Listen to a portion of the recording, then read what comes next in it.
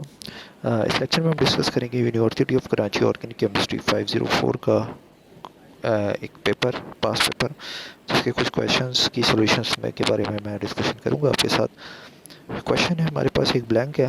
Which of the following molecular formula correspond to the molecular mass 132 और AMU है, और आपको एक और चीज़ दी हुई है IID, index of hydrogen deficiency, जो कि 2 है इसकी।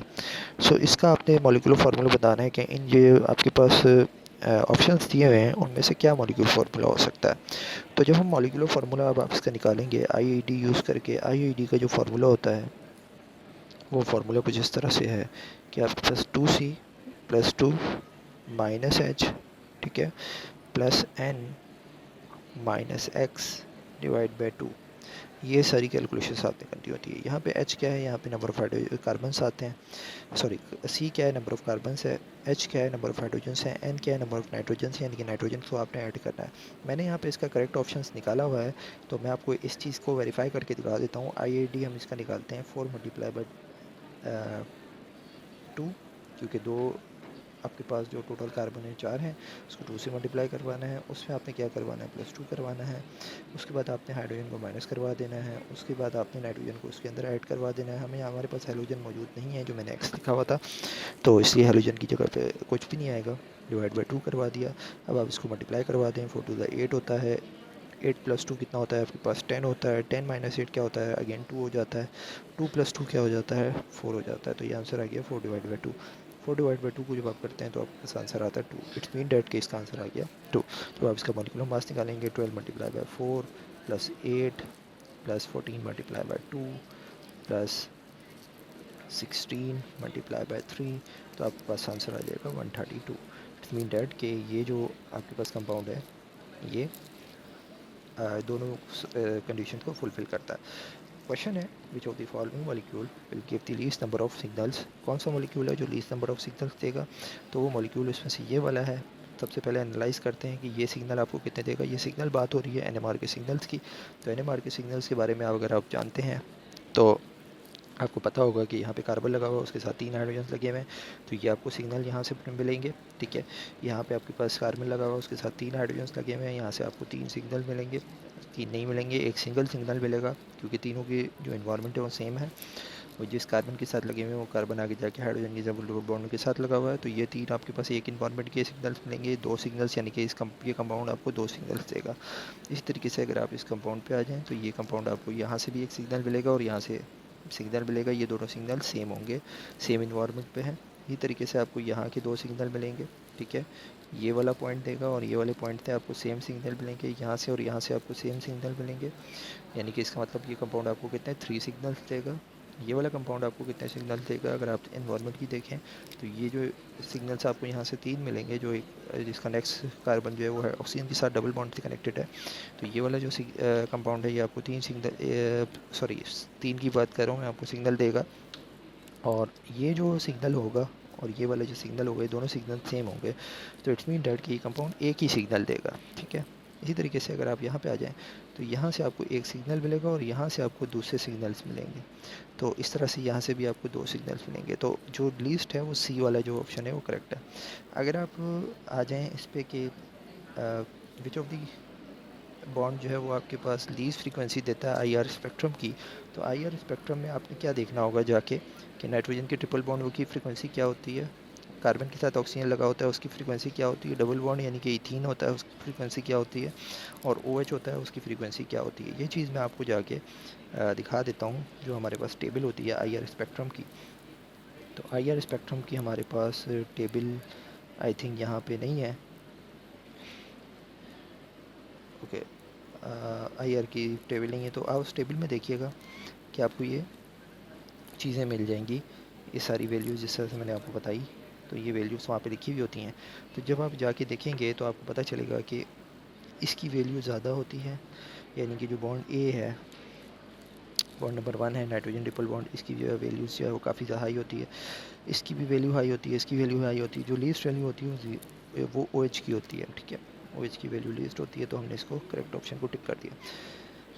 How many chiral centres are there, कितने कायरल सेंटर हैं इस कंपाउंड के अंदर, तो इस कंपाउंड को अगर आप देखें तो इसके कायरल सेंटर को हम काउंट करते हैं। कायरल सेंटर वो सेंटर होता है जो एक ऐसा कार्बन जो कनेक्ट हो फोर डिफरेंट ग्रुप से।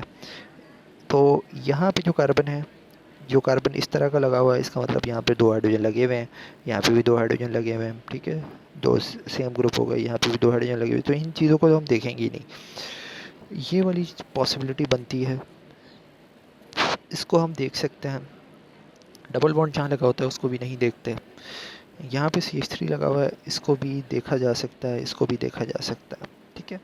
तो यहाँ डबल बॉन्ड को नहीं देखेंगे, डबल बॉन्ड को नहीं देखेंगे। यहाँ पे आ जाएं तो यहाँ पे हाइड्रोजन लगा हुआ है और जो है इधर आपके पास OH लगा हुआ, यहाँ से हम देखना स्टार्ट करते हैं। तो ये वाला जो कार्बन है, इस कार्बन को अगर हम बोलें तो इसके साथ एक ये ग्रुप लगा हुआ है, एक साइड पे बेंजीन जा रहा है कुछ इस तरह से, यानी कि यहाँ पे इस डिफरेंट इन्वायरमेंट है। अगर इधर से आप मूव करें तो इधर डिफरेंट इन्वायरमेंट है, यहाँ पे OH नज़र आ रहा है सेकंड कार्बन के साथ। तो ये जो कार्बन है और एक इसके साथ हाइड्रोजन लगा हुआ है, तो ये कायरल कार्बन है, ठीक है, क्योंकि इसके साथ 4 डिफरेंट ग्रुप लगे हैं। तो फर्स्ट कायरल कार्बन आपको मिल गया, मैं यहाँ पे 1 लिख दूंगा साइड पे। इसी तरीके से अगर हम इसकी बात करें तो इसको देखें तो यहाँ से ये इन्वायरमेंट जा रहा है, यहाँ पे एक बेंजीन रिंग की कनेक्शन आ रहा है, इधर आपके पास बेंजीन रिंग नहीं आ रहा, ठीक है। इधर आपके पास इधर सेकंड वाले कार्बन के साथ कोई और लगी हुई इथीन टाइप की चीज़ लगी हुई, तो इन्वायरमेंट डिफरेंट है। और एक आपके पास हाइड्रोजन लगा हुआ है और एक OH हो गया, तो 4 डिफरेंट चीज़ें हो गई। इसका मतलब ये भी कायरल हो गया, तो 2 कायरल हो गए यहाँ पे। ये कायरल हो सकता है, तो देख लेते हैं। अगर आप इसको कायरल कहना चाहते हैं तो आप यहाँ पे देखें, यहाँ क्या लगा हुआ है और यहाँ क्या लगा हुआ है, ये 2 डिफरेंट चीज़ें हो गई। एक इसके साथ हाइड्रोजन लगा हुआ है और इधर ये यहाँ पे डिफरेंट चीज़ लगी हुई, तो ये भी कायरल। यहाँ पे देखें, क्योंकि यहाँ हाइड्रोजन लगा हुआ है इधर इन्वायरमेंट डिफरेंट, इधर भी इन्वायरमेंट डिफरेंट, तो ये कायरल हो गया। तो यहाँ पे हमें 4 जो है वो अभी तक मिले हैं। इसको देखें तो ये नाइट्रोजन है, एक हाइड्रोजन है, इधर सेम इन्वायरमेंट, इधर सेम इन्वायरमेंट नहीं है, क्योंकि इधर दूसरे पे जाके बेंजीन कनेक्ट हो रहा है, इधर तीसरे पे जाके बेंजीन कनेक्ट हो रहा है, कायरल, ठीक है।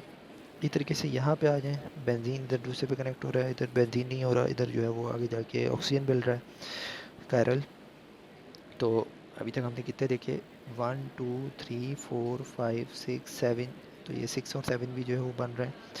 इसी तरीके से अगर इसको 8 को देखें तो ये भी 8 और ये 9, तो कुछ हमें 9 वाला ऑप्शन करेक्ट लग रहा है, लेकिन यहाँ पे 7 वाला ऑप्शन करेक्ट है।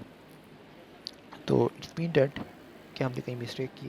तो मिस्टेक ये है कि ये 1, ये 2, ये 3, ये आपके पास 4, ये 5 और इसके अलावा जो होंगे वो कायरल 6 और 7, 2 और होंगे नहीं सॉरी, 9 वाला ऑप्शन यहाँ पे मौजूद ही नहीं है, तो सॉरी 9 वाला भी ऑप्शन मौजूद है, तो अभी तक हमें 9 मिले, तो इसको आप 9 पे करेक्ट कर लें, क्योंकि हमने 9 काउंट किया है। बाकी आप इसको देखिएगा इसके अंदर कितने कायरल सेंटर आते हैं। रूल चाहिए, ट्रू फॉल्स है। Pyrrole is moderately acidic in nature. जब पायरोल एसिडिक इन नेचर है तो आंसर है ट्रू, एसिडिक होता ही है। फिशर में भी इनल फिशर का जो प्रोजेक्शन होता है, जो हमारे पास पिक्चर्स होती है, Fischer projection may be regarded as the father of stoichiometry. तो इसको हम फादर ऑफ स्टिशोमेट्री कह सकते हैं। तो जब आप इसको सर्च करेंगे तो आपको पता चलेगा, हाँ इसको कह सकते हैं, स्टिशोमेट्री का फादर इस सेंटेंस का नाम था। Ultraviolet spectroscopy give clue about the conjugation in the molecule. Ultraviolet spectroscopy आपको कॉन्जुगेशन इन द मॉलिक्यूल्स देती है, तो देती है, करेक्ट है। नेक्स्ट है molecule having plane of symmetry is called chiral. अगर किसी मॉलिक्यूल के पास प्लेन ऑफ सिमेट्री होता है तो कायरल नहीं होता, वो ए कायरल होता। रॉन्ग है। Higher the symmetry the molecule lesser the signals of the NMR.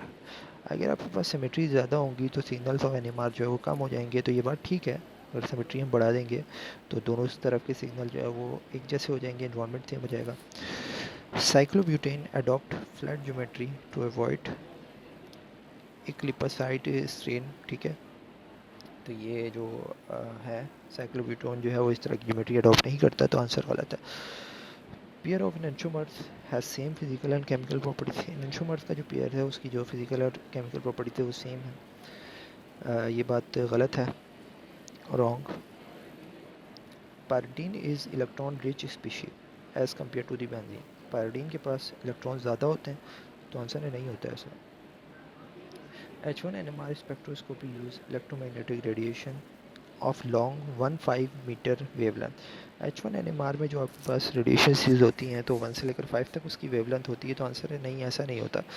वो रेडियो वेव्स होती हैं, उनकी फिर थोड़ी सी डिफरेंट होती है कुछ, ठीक है, आप सर्च कर लीजिएगा रेडियो वेव की क्या फ्रीक्वेंसी होती है।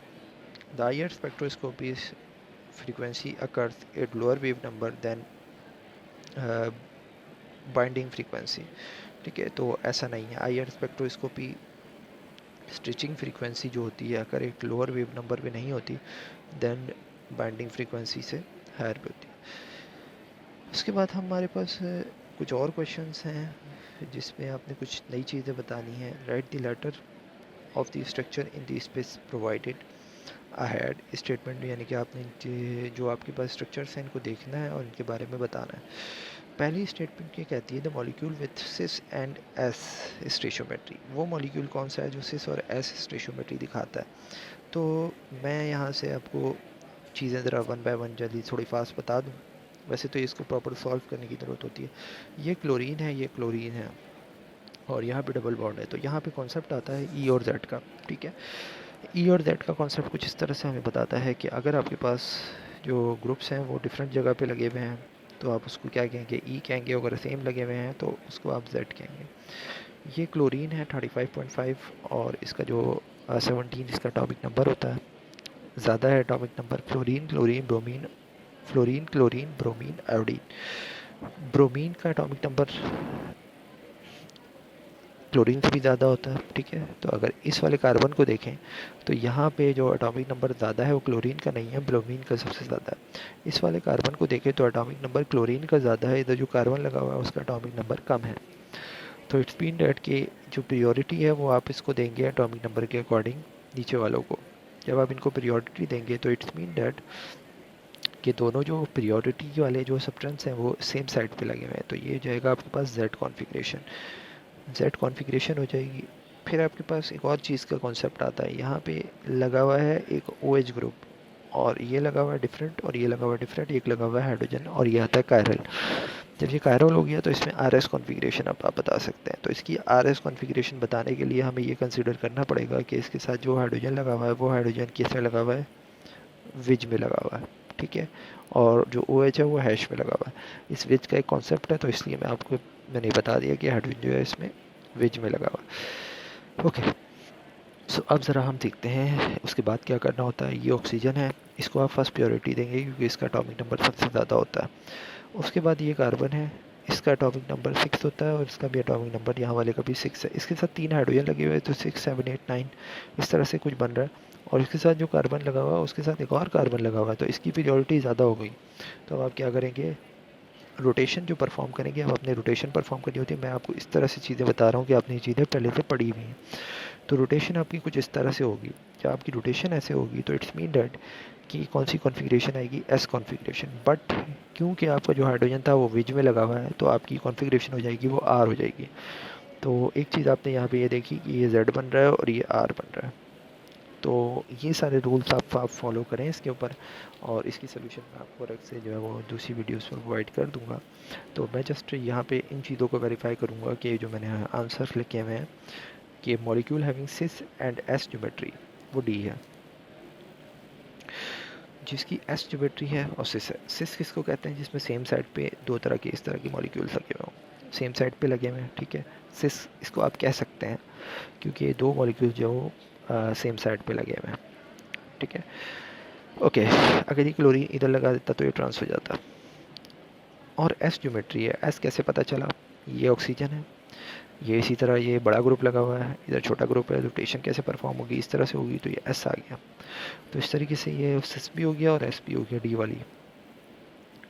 अब आपके पास मॉलिक्यूल हैविंग सिस और आर कॉन्फ़िगरेशन वो सी है।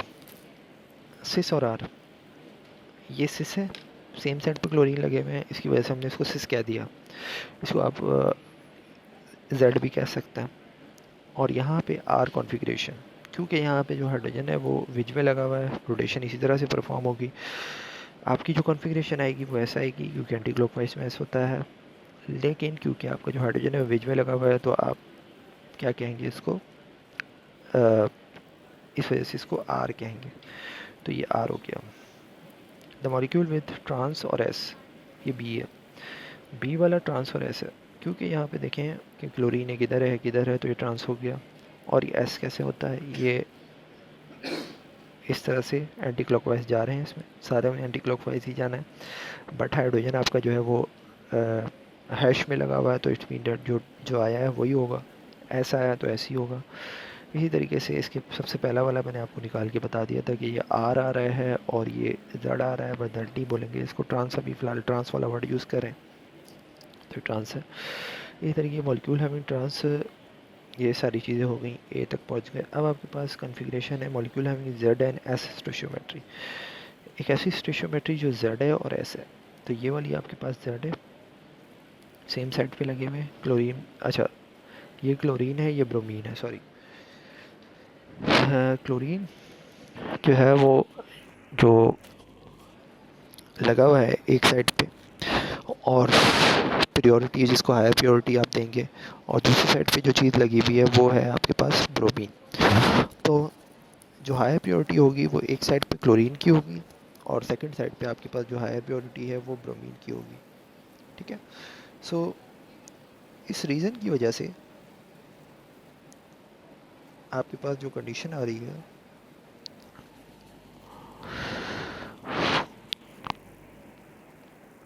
वो कंडीशन कुछ इस तरह की है। Minute, okay. सो ये जो कॉन्फ़िगरेशन बन रही है जेड कॉन्फ़िगरेशन बन रही है, ठीक है। तो जो प्रियोरिटी वाले ग्रुप्स लगे हुए हैं वो कौन सी साइड पे लगे हुए हैं, वो अपोजिट साइड पे लगे हुए हैं। उसके लिए हमारे पास जो कंडीशन बन गई वो जेड कॉन्फ़िगरेशन बन गई। अब अगर जेड कॉन्फ़िगरेशन बन गई तो अब आप इसको जो दूसरी चीज़ बतानी है आर और एस, वो भी आप बता सकते हैं। उसको बताने के लिए हमें जो चीज़ देखनी होती है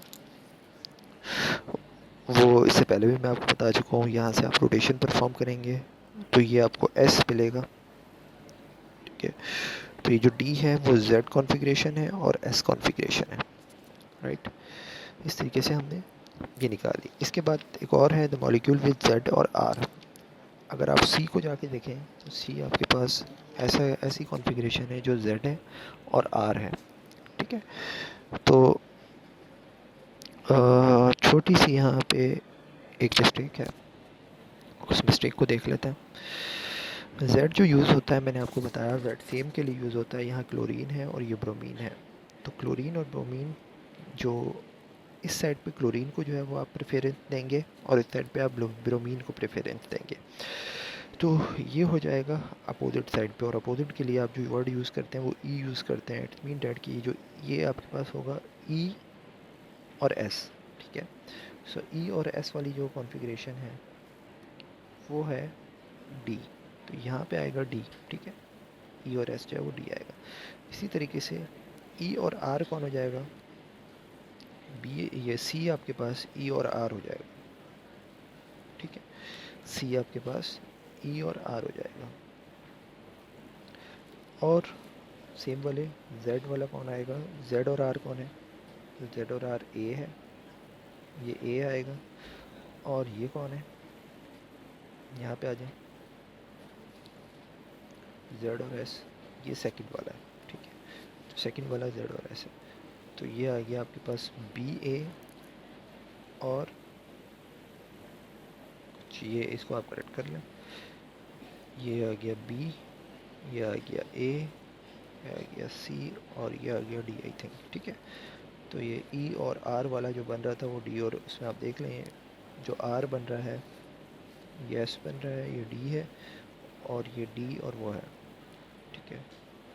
ये डी हो गया और ये सी हो गया, तो इसको आप करेक्ट कर लीजिएगा, इसमें मिस्टेक थी। फिर आपके पास एक और क्वेश्चन है, from the following molecule give the answer ये वॉल्यूम मॉलिक्यूल है, उससे आपको आंसर प्रोवाइड करना है। आंसर आपको क्या देना है, सिंगलेट एस के लिए यूज़ होगा, डबलेट डी के लिए यूज़ होगा, ट्रिपलेट टी के लिए यूज़ होगा, क्विंटेट क्यू के लिए यूज़ होगा। ये आपके पास मॉलिक्यूल है। मॉलिक्यूल कुछ ये है, ये ओ एच लगा हुआ है, ओ लगा हुआ है, ये लगा हुआ है, ये सारी चीज़ें लगी हुई हैं। आपने सिग्नल बताने हैं कि कौन कितने सिग्नल देगा। तो ए कितने सिग्नल देगा, बी कितने सिग्नल देगा, सी कितने देगा, डी कितने देगा। ये डिफरेंट इन्वायरमेंट्स हैं, पहले से यहाँ पे जज हुए हुए हैं, तो आप देख लें ये सारे डिफरेंट इन्वायरमेंट हैं, ठीक है। ए आपको जो सिग्नल देगा, क्योंकि उसके साथ जो कार्बन लगा हुआ है उसके साथ कोई हाइड्रोजन नहीं है, तो ये सिंगलेट देगा। सॉरी, ये तो लगा हुई ऑक्सीजन के साथ है, तो हाइड्रोजन जो है ऑक्सीजन के साथ लगा हुआ है, तो इसका मतलब किसी हाइड्रोजन के साथ नहीं लगा हुआ, नहीं आ रहा है, तो ये सिंगलेट देगा, ठीक है। और ये 1H है और ये सिंगलेट देगा। इसी तरीके से ये आपके पास C2 लिखा हुआ है, CH2 लिखा हुआ है, ये CH2 क्या देगा, CH2 आपको सिग्नल देगा, सिंगलेट देगा, और ये कौन है, दो हाइड्रोजन्स हैं, और ये सिग्नल देंगे। इसी तरीके सी क्या देगा आपको, सी आपको क्विंटेट देगा, क्योंकि इसके साथ जो कार्बन लगा हुआ है उसके साथ 3 हाइड्रोजन्स हैं, तो ये क्विंटेट देगा। ये क्या देगा, ये ट्रिपलेट देगा। तो ये क्विंटेट और ट्रिपलेट आपको जो है वो सी जो है वो क्विंटेट दे रहा है, डी आपको ट्रिपलेट दे रहा है, बी आपको सिंगलेट दे रहा है, ए भी आपको सिंगलेट दे रहा है। बस यही आपने इस पर बताना था।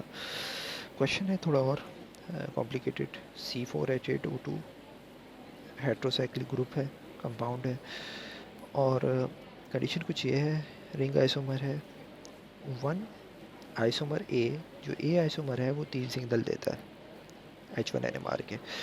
इसी तरीके से अदर आइसोमर, अदर जो बी है वो 2 सिग्नल देता है। और आपके पास एक और है सी, वो क्या देता है, 1 सिग्नल देता है H1NMR स्पेक्ट्रोस्कोपी का। आपने ये ए बी सी जो है वो ड्रॉ करके दिखाने हैं, ठीक है। आपको नॉलेज क्या है कि इसके सिग्नल पता है और इसका मॉलिक्यूलर फार्मूला पता है।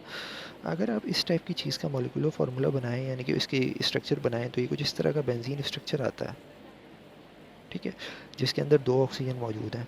2 ऑक्सीजन के साथ अब आप देख लें, 1 2 3 4 कार्बन हो गए, 4 कार्बन के साथ 1 2 3 4 5 6 7 8 आपके पास हाइड्रोजन्स हो गए। तो ये यही स्ट्रक्चर बनता है। अगर आप ए को देखें तो ए के सिग्नल कितने, 3 आने चाहिए। तो ये बेंजीन है, ये बेंजीन में हमने ऑक्सीजन को कुछ इस तरह से अरेंज किया कि 3 सिग्नल दे। 3 सिग्नल ही कैसे देगा, अब ज़रा ये चीज़ देखिएगा। अगर इस ऑक्सीजन को मैंने यहाँ लगा दिया और यहाँ लगा दिया, अब ये सिग्नल कितने देगा। अगर मैं इस कार्बन को देखूँ, तो ये जो कार्बन है, जिस हाइड्रोजन इसके साथ जो हाइड्रोजन्स लगे हुए हैं उनके इन्वायरमेंट के बारे में डिस्कशन की जाए, तो एक तरफ ऑक्सीजन से लगा हुआ है, एक तरफ ऑक्सीजन से लगा हुआ है, एक इसकी खास इन्वायरमेंट है स्पेसिफिक टाइप का। फिर इसके बारे में बात की जाए, इन दो के बारे में, तो ये एक तरफ ऑक्सीजन से लगा हुआ है, एक तरफ ऑक्सीजन से लगा हुआ है, एक तरफ ये इधर तीसरी एक और चीज़ से लगा हुआ है।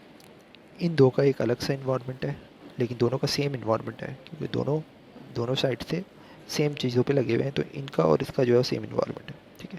फिर ये इसकी लास्ट की बात की जाए, इसका अलग ही इन्वायरमेंट है, क्योंकि ये तीसरी तरफ से ऑक्सीजन से लगा हुआ है, 3 से 2 एक बॉन्ड के बाद जो है ऑक्सीजन से कनेक्टेड है।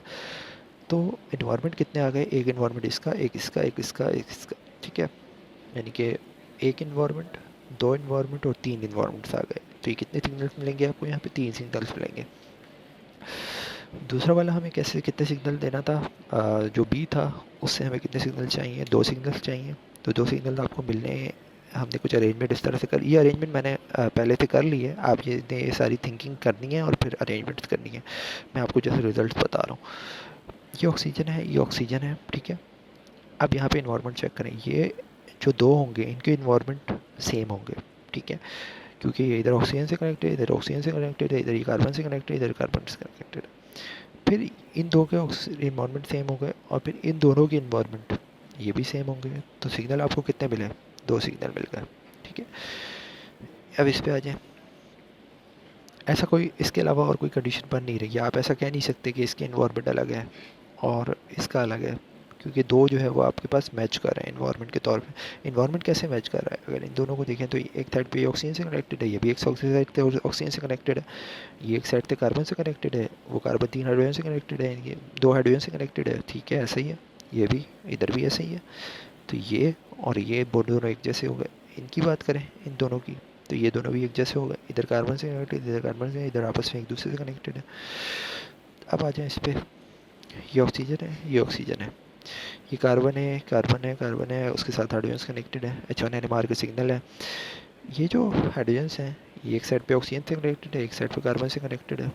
ये जो कार्बन हाइड्रोजन्स हैं ये एक साइड पे जो है वो कार्बन से कनेक्टेड है, एक साइड पे ऑक्सीजन से कनेक्टेड है। ये वाला एक साइड पे ऑक्सीजन से कनेक्टेड है, एक साइड पे कार्बन से कनेक्टेड है। ठीक है, ये वाला कार्बन जिससे ज़्यादा ऑक्सीजन है। ये वाला जो कार्बन है एक साइड पे ऑक्सीजन से कनेक्टेड है, एक साइड पे कार्बन से कनेक्टेड है ऊपर। ये जो चारों आपको नज़र आ रहे हैं ये चारों सेम इन्वायरमेंट के हैं, तो आपको यहाँ पे जो सिग्नल मिलेगा वो एक ही सिग्नल मिलेगा। एक और क्वेश्चन है draw structure with two heterocyclic compound A और B corresponding the molecular formula. Molecular formula आपके पास कुछ ये है, CH3 है, H7 है, N है, और इसके आपने दो स्ट्रक्चर्स बनाने। तो स्ट्रक्चर से इसका मतलब 3 कार्बन है और एक नाइट्रोजन है, 4 मेंबर रिंग होगा। हेट्रोसाइक्लिक हमें बता दिया, तो हेट्रोसाइक्लिक ही बनाना है हमने, तो हमने इसको ऐसे करके ही बना दिया। एक नाइट्रोजन लगा दिया और एक यहाँ पे जो है हाइड्रोजन इसके साथ कनेक्टेड है जो सेचुरेटेड बना दिया, और एक आपने अनसेचुरेशन प्रोवाइड कर दिया, आप हाइड्रोजन नहीं लगाएंगे। क्वेश्चन है fill in the following blanks.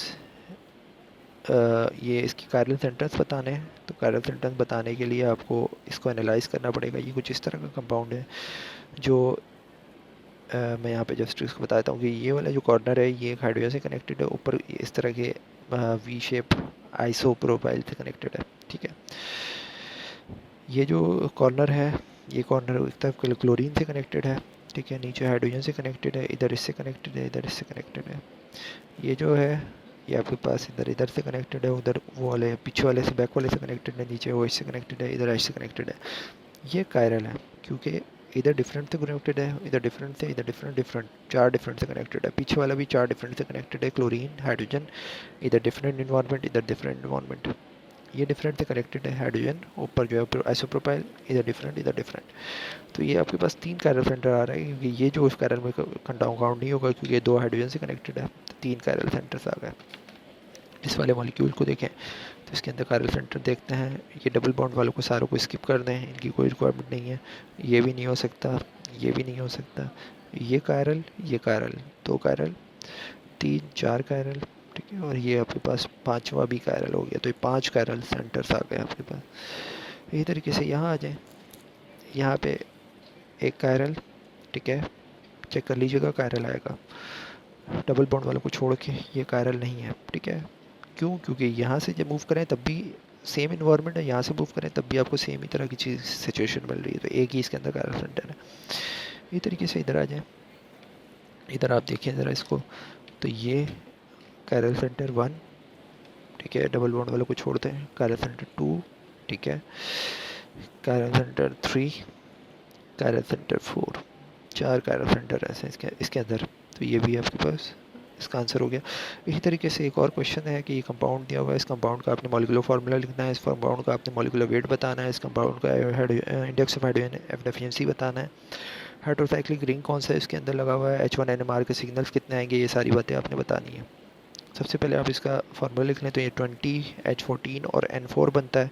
Molecular mass निकाल लें, 310 निकलता है, IAG निकाल लें, 16 निकलता है, पैरोल इसके अंदर लगा हुआ है, और सिग्नल इसके अंदर 8 आएंगे। मैं आपको सिग्नल्स के बारे में बता देता हूँ, सिग्नल इसके अंदर 8 कैसे आएंगे। ठीक है, जब यहाँ पे देखें कि ये और ये दो जो है वो सेम इन्वायरमेंट है, यहाँ से आपको एक सिग्नल मिल जाएगा। ठीक है, उसके बाद देखिएगा और सिग्नल्स के बारे में जानते हैं। तो यहाँ पे हाइड्रोजन कनेक्टेड है, यहाँ हाइड्रोजन हैं, यहाँ हाइड्रोजन हैं, hydrogen hydrogen hydrogen hydrogen hydrogen hydrogen, इन सब जगह हाइड्रोजन कनेक्टेड है। ठीक है, जो 3 वाले बॉन्ड्स हैं यहाँ पे हाइड्रोजन नहीं है, तो इस तरह से हमें कुछ सिग्नल्स के बारे में पता चलेगा। यहाँ से आपको जो सिग्नल मिलेगा वो सिग्नल यहाँ से मिलेगा। अगर इस चीज़ को देखें तो इस तरह से आप इसको जो है वो चेक करिएगा। तो मैंने इसके सिग्नल्स निकाले थे जो कि आंसर आ रहा था 8। तो ये हमारे पास क्वेश्चंस काफ़ी ज़्यादा है। तो मॉलिक्यूल है, द मॉलिक्यूलर वेट 58 निकालना है, और कार्बन ऑक्सीजन और हाइड्रोजन उसके अंदर मौजूद है, और वो डेफिशिएंसी उसकी ID आ रही है 1। उसका स्ट्रक्चर आपने बनाना है। तो वो स्ट्रक्चर कुछ ये बनता है आपके पास कि इस स्ट्रक्चर की जो ID आएगी। अच्छा, एक और चीज़ भी है उसके अंदर, draw the chemical structure. H1NMR के बारे में कोई नॉलेज नहीं है, तो ये आपके पास इस तरह का स्ट्रक्चर आ जाएगा। कुछ रीज़न्स हैं, इनको देख लीजिएगा। इसके बाद हमारे पास कुछ और क्वेश्चंस हैं। एक आपके पास NMR से रिलेटेड क्वेश्चन है कि C10H10O2 है, इसका IR की वैल्यूज़ दी हुई हैं। इसका आपको ये दिया हुआ है कि H1 NMR है 8.01, सिंगलेट है, 4 हाइड्रोजन्स जो है वो सिंगलेट दे रहे हैं, ठीक है। 2.50 सिंगलेट मिलेगा और 6 एच आपको 6 हाइड्रोजन जो है वो सिंगलेट दे रहे हैं। अब ये कंडीशन कुछ इस तरह से है कि जो सिंगलेट है ये सिग्नल्स हैं कि ये सिग्नल्स कितने आ रहे हैं आपके पास, एक आ रहा है, दो आ रहा है, तो सिंगलेट मतलब एक सिग्नल आ रहा है, इधर भी सिंगलेट मतलब एक ही तरह का सिग्नल आ रहा है।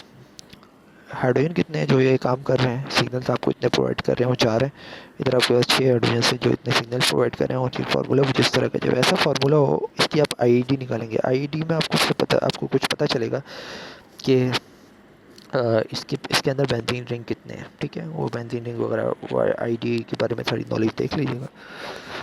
उसके बाद आप IR स्पेक्ट्रम पे जाएंगे, वहाँ से आप चेक करेंगे कि आपके पास इन वैल्यूज़ के दरमियान कौन से ग्रुप्स आते हैं, तो आपको पता चलेगा कि ऐसे ग्रुप्स जो है ना अल्डिहाइड इस तरह के कीटोन वगैरह जो लगे हुए हैं वो चीज़ें आती हैं। तो अब हमने इसका स्ट्रक्चर कुछ ये बनाया और इसको मैं एनालाइज करके बता देता हूँ। बादल जो है ये सारा कुछ आपने बनाना है, इसका पूरा प्रोसेस है, मैं आपको इसकी डिटेल जो सोल्यूशन है वो प्रोवाइड कर दूँगा, कमेंट सेक्शन में बताइएगा।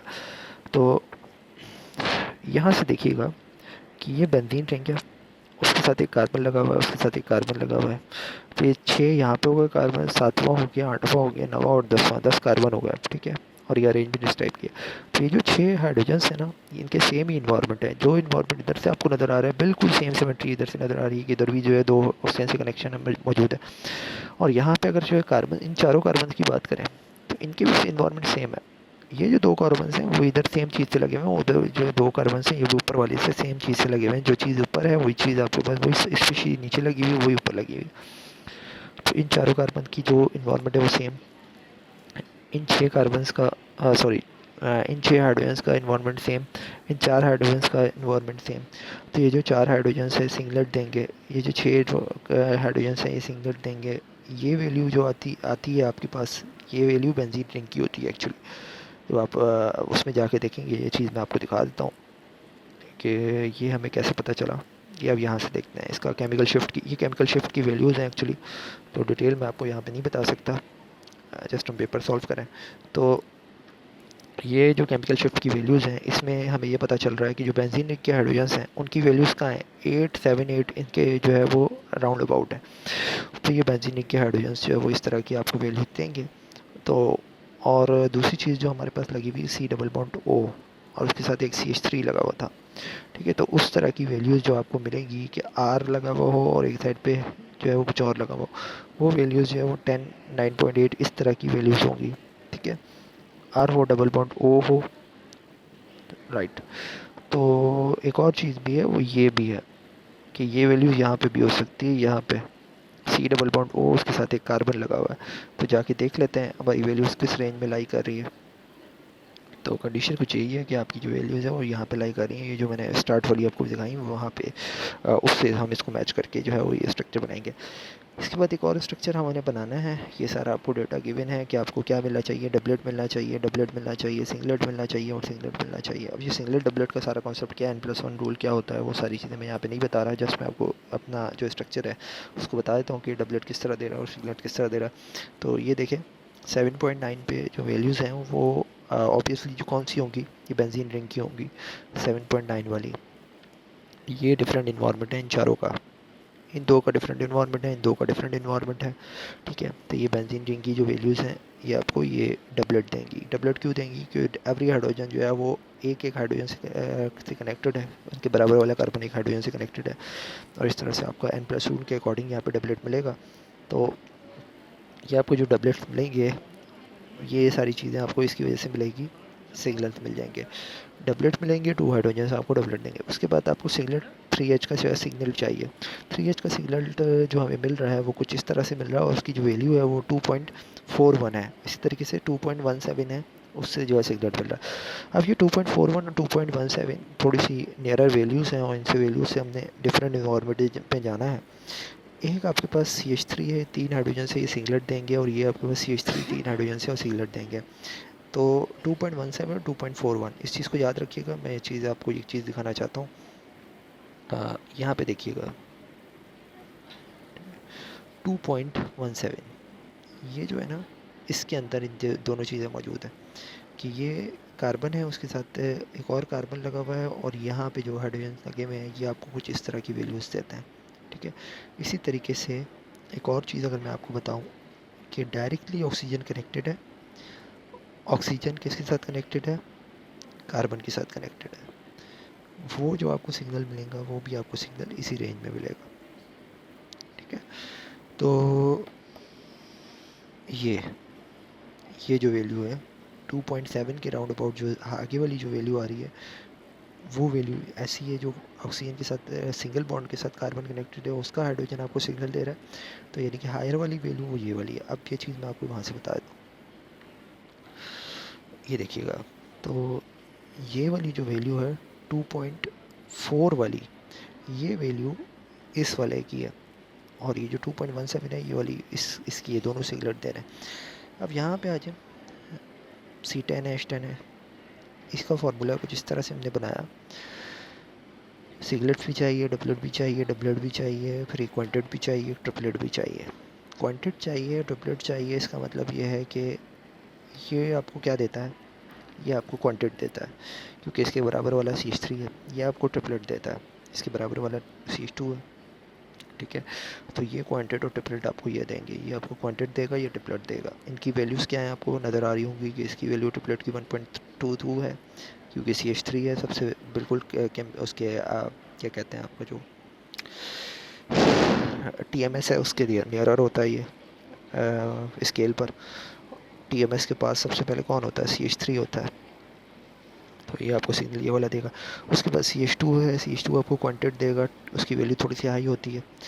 फिर आपको डबलेट 7 की वैल्यू में और 8 की वैल्यू में 2 डबलेट मिल रहे हैं। ये डबलेट आपको जो मिल रहे हैं ये आपको बेंजीन की वजह से मिल रहा है। बेंजीन की डिफरेंट इन्वायरमेंट, ये वाला इन्वायरमेंट और ये वाला इन्वायरमेंट, दोनों इन्वायरमेंट डिफरेंट है, तो ये आपको सिंगल देंगे, 2 डबलेट देंगे, और ये डबलेट आपको बेंजीन के मिल रहा है। फिर आपको एक 9.8 वाला मिल रहा है। 9.8 सबसे ज़्यादा हाई वाला जो अल्डिहाइड ग्रुप होता है, इसको केमिकल शिफ्ट में अगर मैं आपको दिखाऊं तो ये बहुत आगे जाके होता है, ये अल्डिहाइड वाला ग्रुप।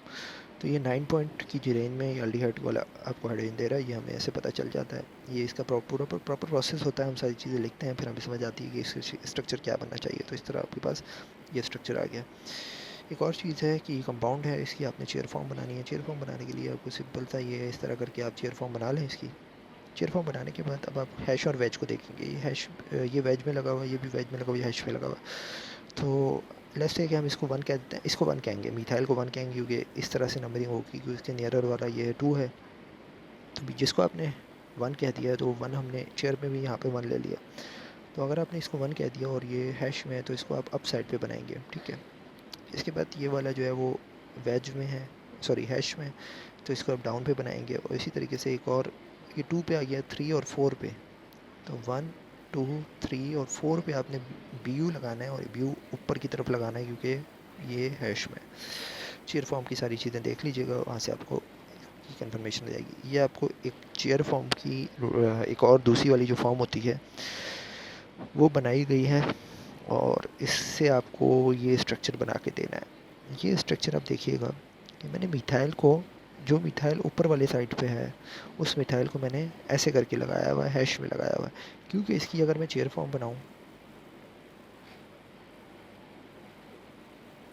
ठीक है, ये वाली, आई रिपीट अगेन, ये चीज़ यहाँ पे जो एलिमेंट यहाँ आता है, ठीक है, वो एलिमेंट इसमें यहाँ पे आता है। अब इसको इधर नहीं बनाना है, इसको अपने नीचे बनाना है, मिथाइल, ठीक है। उसके बाद जो एलिमेंट इधर ऊपर की तरफ आता है वो इधर नीचे की तरफ आता है, ठीक है। उसके बाद 1 2 3 4 5, 1 2 3 4 5 ये यहाँ पे आएगा, ये नीचे की तरफ है, इधर अपने OH बनाना है। अब आप इसको देख के अपना स्ट्रक्चर बनाएं। इसको देख के मैं स्ट्रक्चर बनाता हूँ। मेरा ये 1 है, ये 2 है, 5 है। तो 1 पे मैंने जो चीज़ बनानी है वो नीचे की तरफ है, जो चीज़ इसमें ऊपर होती है वो आपने इसमें नीचे भेज देनी होती है, ठीक है। इक्वेटोरियल और एक्सियल का आपको कॉन्सेप्ट पता होगा, तो आपने इसको चेंज कर देना होता है। जो इक्वेटोरियल उसको एक्सियल बना देना होता है, जो एक्सियल उसको इक्वेटोरियल। अभी मिथाइल नीचे की तरफ लगा हुआ है, तो ये आ गया आपके पास हैश में। इसी तरीके से ई टी जो है वो आ गया आपके पास हैश में। इसी तरीके से आपके पास जो ओ एच है 5 पे वो आ गया वेज में। तो ये इस तरह से आपने बना दिया। इसके बाद लैम्डा मैक्स का क्वेश्चन है, एक और क्वेश्चन है ये सिन प्री प्लेनर, सिन क्लेनर, सिन प्री प्लेनर, एंटी क्लेनर, इनके ऑर्डर्स बताने हैं। तो इनके ऑर्डर्स कुछ इस तरह से होते हैं। सबसे पहला ऑर्डर होता है आपके पास एंटी प्री प्लेनर का, ठीक है। और लास्ट में जो ऑर्डर होता है वो होता है सिन प्री प्लेनर का, ठीक है। इसको आपने इस तरह याद करना है, एंटी वाला प्री प्लेनर सबसे पहले आता है, उसके बाद सिन प्री प्लेनर सबसे एंड में आ जाता है। एंटी प्री प्लेनर के बाद अगला नंबर आता है सिन क्लेनर का, बी का, और उसके बाद नेक्स्ट नंबर आता है एंटी क्लेनर का। तो मैं आपको नंबरिंग प्रोवाइड कर देता हूँ। ये आपके पास नंबर 1, आपके पास नंबर 4, ये आपके पास नंबर 2 और ये आपके पास नंबर 3। इस तरह से अगर आप इसको अरेंज करें तो ये आ जाएगा आपके पास C B D A, C B D A, ये ऑर्डर है। इसके अलावा मैंने कुछ ऑर्डर यहाँ पे और भी लिखे हुए हैं, ये देख लें। ट्रांस ई जो होता है ये इसका जो स्टेबिलिटी ऑर्डर है वो ज़्यादा है, सिस का और उससे कम है थोड़ा, एंटी का, फिर उसके बाद सिन का आता है। एक और मैंने ऑर्डर का लिखा हुआ है, ट्रांस, एंटी, प्री प्लेनर, सिस जेड, फिर सिन ये। तो आई होप आपको ये जो पेपर था इसकी सॉल्यूशंस जो है वो क्लियर हुई होगी। कुछ और क्वेश्चंस हैं, एक और पेपर है हमारे पास 2000 डेट यहाँ पे मेंशन नहीं है, उसको भी डिस्कस करते हैं नेक्स्ट वीडियो में। Thanks for watching.